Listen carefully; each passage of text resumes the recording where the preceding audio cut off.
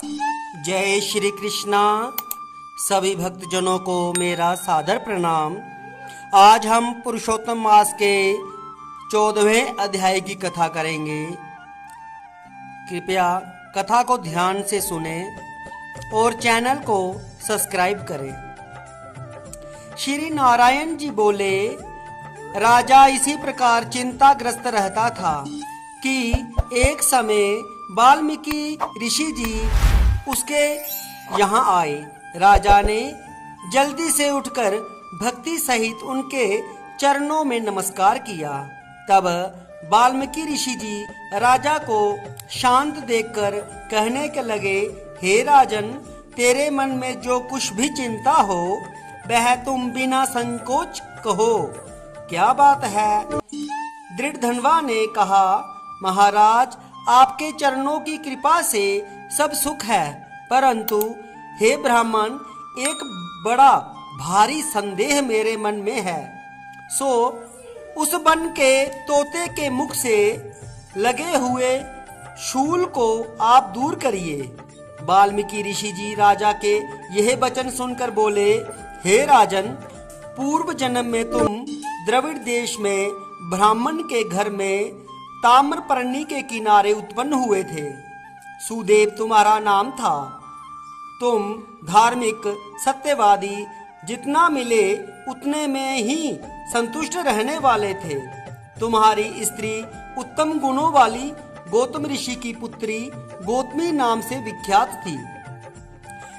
गृहस्थाश्रम के धर्म में चलने वाले सुदेव को कितना ही काल व्यतीत हो गया, परंतु उनके संतति नहीं हुई।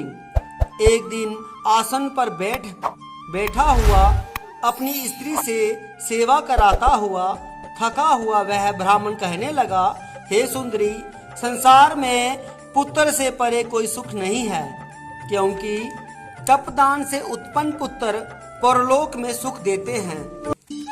शुद्ध वंश में उत्पन्न हुई संतति इस लोक और परलोक में सुख देती है। उस श्रेष्ठ संतति को प्राप्त न कर सका तो मेरा जीना ही वृथा है।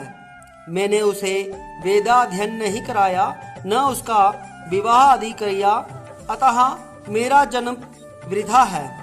इसलिए मेरी मृत्यु शीघ्र ही हो जाए तो अच्छा है। मुझको आयु प्रिय नहीं है। इस प्रकार अपने पति के वचनों को सुनकर उस सुंदरी के मन में अत्यंत दुख हुआ और बोली, हे प्राणेश्वर, ऐसे तुच्छ वाक्य मत कहो। तुम्हारे जैसे वैष्णव शूरवीर कभी निराश नहीं होते।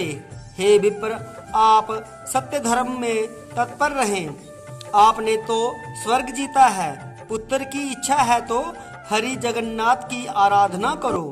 हे वह ब्राह्मण श्रेष्ठ अपनी धर्मपत्नी के ऐसे वचन सुनकर निश्चय के साथ ताम्रपर्णी नदी के किनारे चला गया। वहां जाकर पुण्य तीर्थ में स्नान कर महाभयंकर तप करने लगा। ऐसे उस तपोनिधि के 4000 वर्ष व्यतीत गए। हे ब्राह्मण, उसके तप से त्रिलोकी कांप उठी। सुदेव का महाउग्र तप देखकर बड़े बेग से गरुड़ पर चढ़कर भक्तवत्सल श्री भगवान प्रकट हुए। श्री नारायण बोले, हे नारद जी, नवीन मेघ के समान चतुर्भुज जगत के पालन करने में समर्थ उन मुरारी के आनंदित मुख को देखकर बड़े हर्ष के साथ सुदेव ब्राह्मण ने मुकुंद को साष्टांग नमस्कार किया। जय श्री कृष्णा। आज आपने पुरुषोत्तम मास के 14वें अध्याय की कथा सुनी।